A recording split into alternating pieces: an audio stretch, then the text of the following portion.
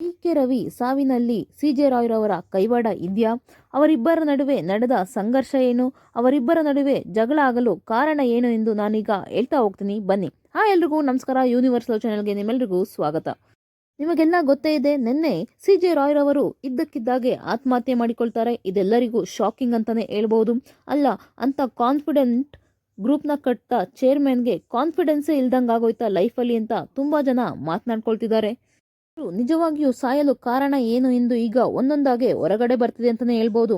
ಅವರು ಮೊದಲಿಗೆ income tax officer ಬಂದು ಫೈಲ್ಸ್ಗಳೆಲ್ಲ ಓಪನ್ ಮಾಡ್ತಾರಂತೆ. ಅಂದರೆ ಡಾಕ್ಯುಮೆಂಟ್ಸ್ಗಳಿಗೆ ಒಂದೊಂದೇ ವಿವರಗಳನ್ನ ಕೇಳ್ತಾನೆ ಹೋಗ್ತಿರ್ತಾರಂತೆ. ಉತ್ತರಕ್ಕೆ ಅವರ ಪ್ರಶ್ನೆಗೆ ಉತ್ತರ ಕೊಟ್ಟು ಅವರಿಗೂ ಸಾಕಾಗೋಗಿದೆ. ಅದಲ್ಲದೆ ಇವರು ಬರೀ ಹೊಸ ಡಾಕ್ಯುಮೆಂಟ್ಗೆ ಮಾತ್ರ ವಿವರ ಕೇಳ್ತಾ ಇಲ್ಲ, ತುಂಬ ಹಳೇ ಡಾಕ್ಯುಮೆಂಟ್ಗಳೆಲ್ಲ ಇದರಿಂದ ಹೆಂಗೆ ಬಂತು ಪ್ರತಿಯೊಂದು ವಿವರ ಕೇಳ್ತಿದಾರಂತೆ. ಬಟ್ ಅವ್ರಿಗೆ ಯಾವುದೂ ಜ್ಞಾಪಕ ಇಲ್ವಂತೆ ಅಷ್ಟೊಂದು. ಅದಕ್ಕಾಗಿ ಅವ್ರು ಕೇಳಿದ್ದಕ್ಕೆಲ್ಲ ಉತ್ತರ ಕೊಡಲಾಗದೆ ಕೊನೆಗೆ ಹೋಗಿ ಅವರೇ ಶೂಟ್ ಮಾಡಿಕೊಂಡಿದ್ದಾರೆ ಅಂತ ಹೇಳಲಾಗ್ತಿದೆ.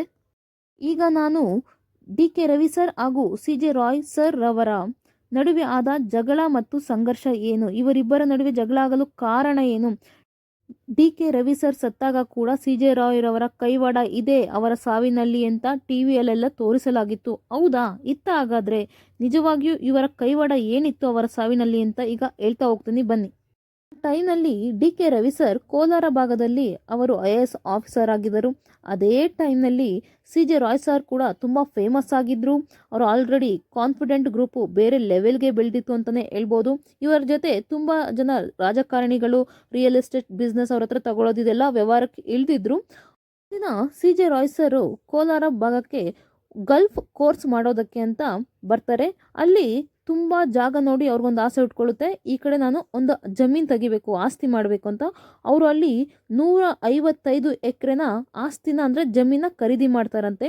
ಸಾಕಷ್ಟು ರಾಜಕಾರಣಿಗಳು ಕೂಡ ಅಲ್ಲಿ ಅಂದರೆ ಪಾರ್ಟ್ನರ್ಸ್ ಆಗಿ ರಾಜಕಾರಣಿಗಳು ಕೂಡ ಇರ್ತಾರಂತೆ ಅವ್ರ ಜೊತೆ. ಅಂದರೆ ತುಂಬ ಜನ ಪಾರ್ಟ್ನರ್ಸು ರಾಜಕಾರಣಿಗಳು ಎಲ್ಲ ಅವ್ರ ಜೊತೆ ಆಲ್ರೆಡಿ ಮಿಂಗಲ್ ಆಗಿಬಿಟ್ಟಿರ್ತಾರೆ ಸಿ.ಜೆ. ರಾಯ್ ಸರ್ ಜೊತೆ. ಅವರು 155 ಎಕರೆ ತಗೊಂಡಾದ್ಮೇಲೆ ಒಂದು ಆರೋಪ ಬರುತ್ತೆ. ಅದೇನಂದರೆ 48 ಎಕರೆ ಸರ್ಕಾರಿ ಜಮೀನನ್ನು ಒತ್ತುವರಿ ಮಾಡಿಕೊಂಡಿದ್ದಾರೆ ಅಂತ ಒಂದು ಆರೋಪ ಸಿ.ಜೆ. ರಾಯ್ ಸರ್ ಮೇಲೆ ಕೇಳಿ ಬರುತ್ತೆ. ಈ ವಿಚಾರಕ್ಕೆ ಸಂಬಂಧಪಟ್ಟ ಹಾಗೆ ಡಿ.ಕೆ. ರವಿ ಸರ್ ಕೂಡ ಸಿ.ಜೆ. ರಾಯ್ ಸರ್ ಮೇಲೆ ಫೈಟ್ ಮಾಡೋದಕ್ಕೆ ಶುರು ಮಾಡ್ತಾರೆ. ಆ ಜಾಗದ ಒತ್ತುವರಿಯನ್ನು ತೆರವು ಮಾಡೋದಕ್ಕೆ ಕೂಡ ಟ್ರೈ ಮಾಡ್ತಾರೆ. ನಂತರ ಡಿ.ಕೆ. ರವಿ ಸರ್ ಹೇಳ್ತಾರೆ, ನಾನು ಜನರಿಗೋಸ್ಕರ ಏನು ಬೇಕಾದರೂ ಮಾಡ್ತೀನಿ, ನಾನು ಜನರ ಪರವಾಗಿ ನಿಂತುಕೊಳ್ತೇನೆ. ಇವರು ಜಾಗದ ದಾಖಲೆಗಳನ್ನು ತಿದ್ದುಪಡಿ ಮಾಡಿ ಬಿಟ್ಟಿದ್ದಾರೆ.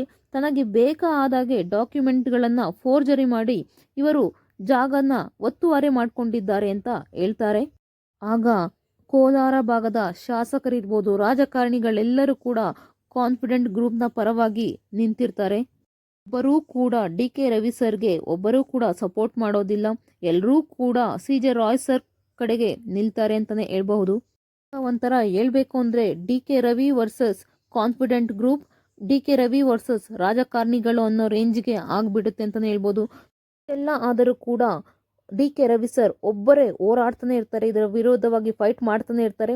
ಇದನ್ನು ತಾಳಲಾರದೆ ಸಿ.ಜೆ. ರಾಯ್ ರವರು ಕೋರ್ಟ್ಗೆ ಹೋಗ್ತಾರೆ. ಅಲ್ಲಿ ಇವರೇ ಗೆಲುವು ಕೂಡ ಸಾಧಿಸ್ತಾರೆ. ಅಂದರೆ ಸಿ.ಜೆ. ರಾಯ್ ಸರ್ಗೆ ಗೆಲುವು ಸಿಗುತ್ತೆ, ಆ ವಾಸ್ತಿ ಎಲ್ಲ ಅವರದೇ ಆಗುತ್ತೆ.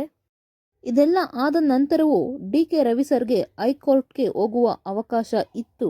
ಆದರೆ ಈ ರಾಜ್ಯ ಸರ್ಕಾರ ಯಾವುದೇ ಸಪೋರ್ಟ್ ಮಾಡಲಿಲ್ಲ, ಅದೇ ರೀತಿ ಯಾವುದೇ ರೀತಿಯ ಸಾಥ್ ಕೂಡ ಕೊಡಲಿಲ್ಲ. ಯಾಕಂದರೆ ಅವರೆಲ್ಲರೂ ಕೂಡ ಸಿ.ಜೆ. ರಾಯ್ ಸರ್ ಜೊತೆ ಅವರೆಲ್ಲರೂ ಕೂಡ ಶಾಮೀಲಾಗಿದ್ರು ಅಂತಲೇ ಹೇಳ್ಬೋದು.